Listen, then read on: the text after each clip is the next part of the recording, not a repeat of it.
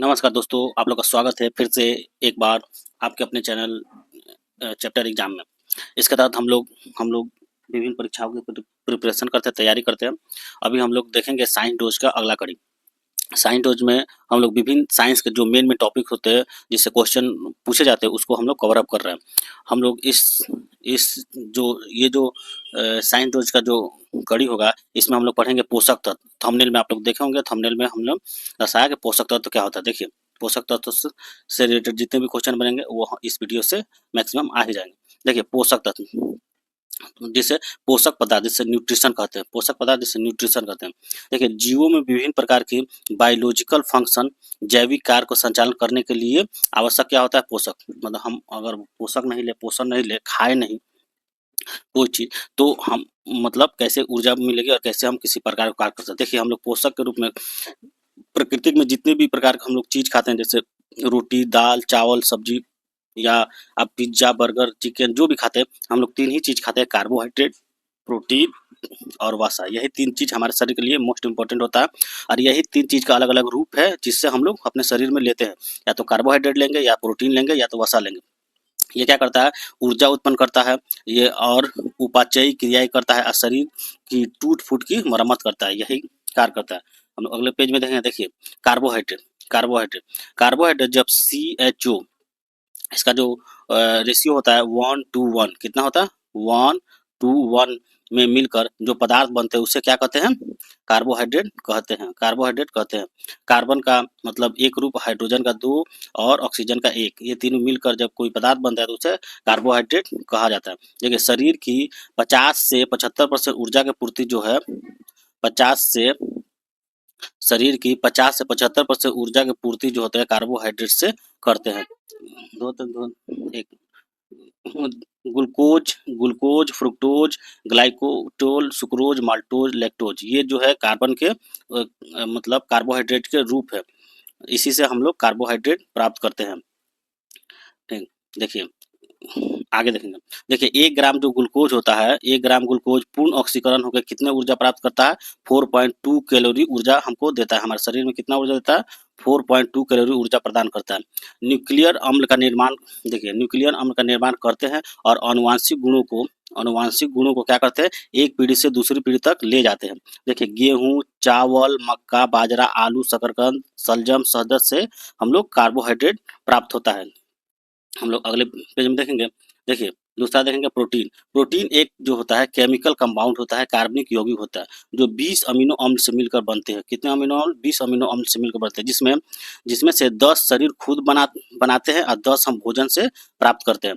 शरीर में ऊर्जा उत्पन्न करना और शरीर की मरम्मत करना प्रोटीन का काम होता है। देखिए, सोयाबीन में 42% और मूंगफली में सबसे अधिक मात्रा में प्रोटीन मिलता है। सबसे ज़्यादा सोयाबीन में मिलता है 42%, और उसके बाद मूंगफली में सबसे अधिक मात्रा में प्रोटीन मिलता है। 1 ग्राम प्रोटीन में हमें कितना कैलोरी ऊर्जा प्राप्त होता है? 4.1 कैलोरी ऊर्जा प्राप्त होती है।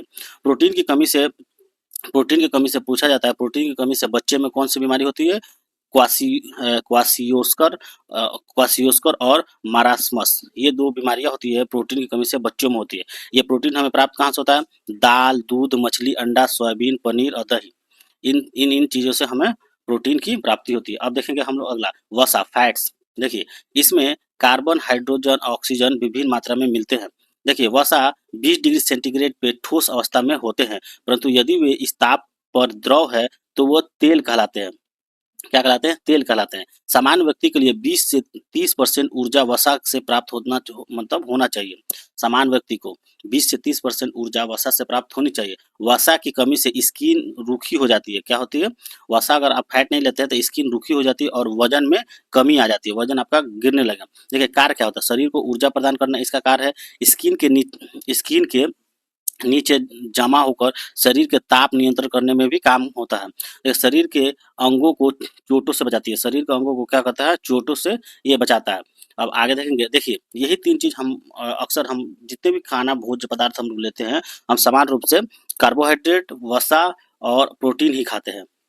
देखिए, विभिन्न पदार्थ के 1 ग्राम में दहन करने के पर प्राप्त ऊर्जा, अगर 1 ग्राम हम प्रोटीन अगर दहन करते हैं तो हमें ऊर्जा कितना मिलती है? 4.1 कैलोरी ऊर्जा प्राप्त होती है।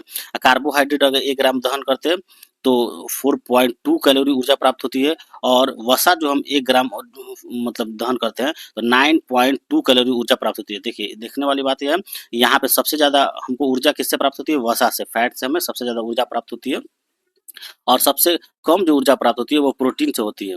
तो फैट में सबसे ज़्यादा हमें ऊर्जा प्राप्त होती है, 9.2 कैलोरी ऊर्जा प्राप्त होती है। अब देखिए, इससे इम्पोर्टेंट जो भी टेस्ट है जो एग्जाम में पूछे गए उसको हम लोग देखेंगे। देखिए, पोषक पदार्थ में हम लोग क्या देखें? प्रोटीन, कार्बोहाइड्रेट और फैट, वसा।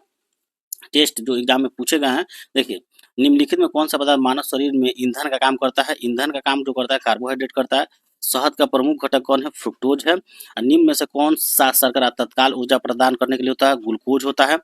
आगे देखेंगे, कह रहा है शरीर में ऊतकों का निर्माण किससे होता है? शरीर में ऊतकों का निर्माण प्रोटीन से होता है। ऊतक टिश्यू का निर्माण प्रोटीन से होता है। निम्न में से किससे ऊर्जा प्राप्त नहीं होती है?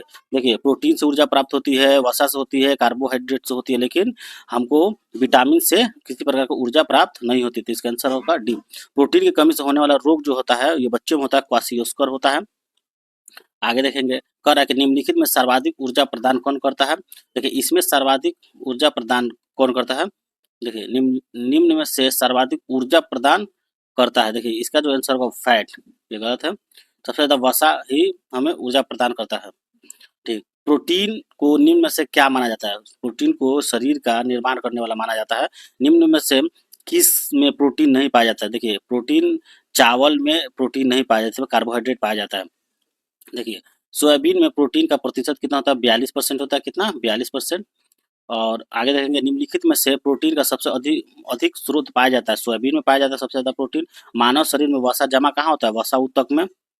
और लास्ट देखेंगे, एथलीट को निम्न में से किससे जल्दी ऊर्जा प्रदान मतलब होती है? कार्बोहाइड्रेट से ऊर्जा प्रदान होती है सबसे जल्दी।